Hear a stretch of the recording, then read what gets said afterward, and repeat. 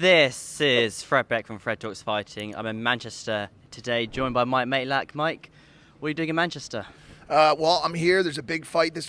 I keep going to take the mic from you. It's kind of like a thing when You're doing a Logan Paul. I'm not going to do it. There's a big fight this weekend. You probably know about it. It's electric. There's a lot of talk about it. Logan Paul, Dylan Dennis. I'm here for that. But I'm also here for the 1010 Burger pop-up at Almost Famous. We did a collaboration with them, and we've got a line of people all waiting to try the greatest burger on earth. So I'm multitasking. Yes. Good.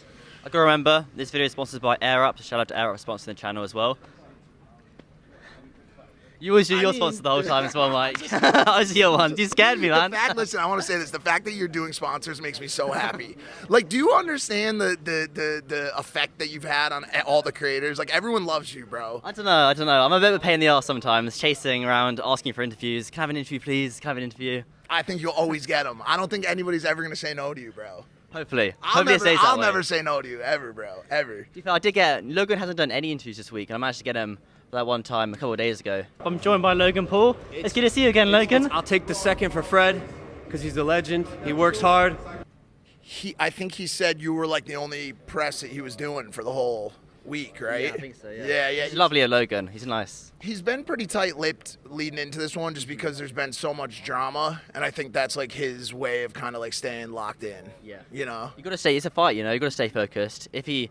It's a very important fight. If he loses, it damages his kind of legacy. If he wins, it takes him even bigger. There's a lot of weight on the line, Massive amount of weight. I mean, there's so many factors. He's fighting for career. He's fighting for brand. He's fighting for love. He's fighting for, his ability to fight and to be respected as a fighter. And so there's a tremendous amount on line. And now, after what we saw happen at the press conference yesterday, it's very personal.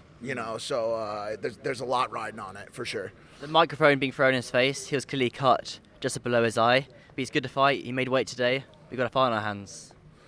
We've got a fight on our hands. Yesterday was a very stressful day. I think. Were you here yesterday, or were you still flying over? You were here. I was here. I was in the front row in my Roadman tracksuit. You've got to fit in here. What'd you say? You've got to fit in here.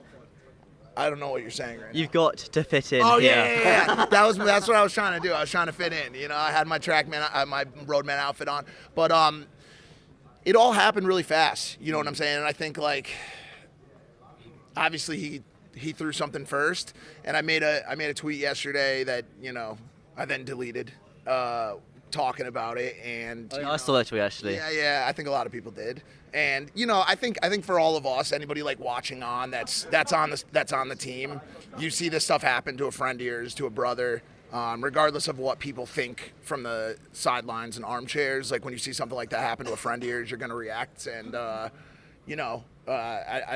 idea of seeing him get hit like that with a large metal object pre-fight probably had my head a little bit f***ed up. So it's one thing I'm trying to learn from this one is kind of just stay out of a lot of it. You got Bryce Hall and Keemstar in the audience talking shit, and I'm sitting there like, what? Like, do I say something? But it's not my beef. I'm here to support. I'm here to see a good fight. I'm here to sell burgers, and that's it. So whatever happens, he's gonna have to go out there and handle his own shit. Certainly. We've got a good fight. Do you believe KSI can get it done though? Do you think he can beat Tommy Fury? It's a difficult one, isn't it? That's the weird one. Cause listen, like, we saw Drake put an $850,000 bet on Logan. I don't think there's a person in the world that thinks that Dylan Dennis is going to win this fight. I think there's still a lot of people who think that he's going to pull some shit and potentially walk out and then leave. But he doesn't have a soul on this planet that thinks he's going to win this fight. Not like, there's some 12-year-olds, there's some Logan Paul haters that are saying it, but there's not a single person who actually believes that this man is going to win the fight. It's going to be the easiest money of Logan and Drake's, existence. The Drake curse. The Drake curse was a thing, but he's made some winning bets recently, and so I feel good about it still. But the reason I bring all that up is because on the other hand, the KSI Tommy Fury fight is a much more interesting battle. Okay, like Tommy Fury is a real boxer, a real fighter, comes from a bloodline of fighters, real tactical experience, boxing experience. JJ's a dog. He's a fighter. He's a brawler. He's got that overhand right that's unpredictable and hard to counter. Who knows, right? And so I've been asked to make a prediction on this, a million times, and it's really hard for me. Obviously, I love JJ. I've never even talked to Tommy. Have no problems with him. And I think whoever wins that fight is going to be looked at as kind of like the current king of this whole creator boxing sphere. It's so hard for me to make a prediction on it, dude.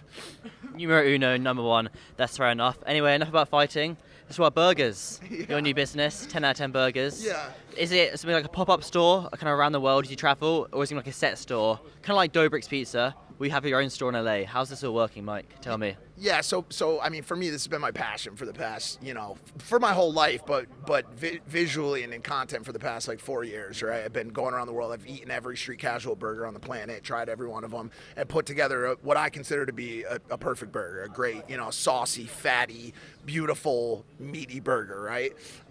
Right now, I'm just doing these pop-ups for marketing, but we're raising money. We're going to be opening brick and mortar locations, probably starting in New York, London, Dubai would be probably my first three. So yeah, we'll own stores, we'll license, we'll franchise, and it's there's a big gaping hole in the smash burger space that I'm gonna stick my meat into.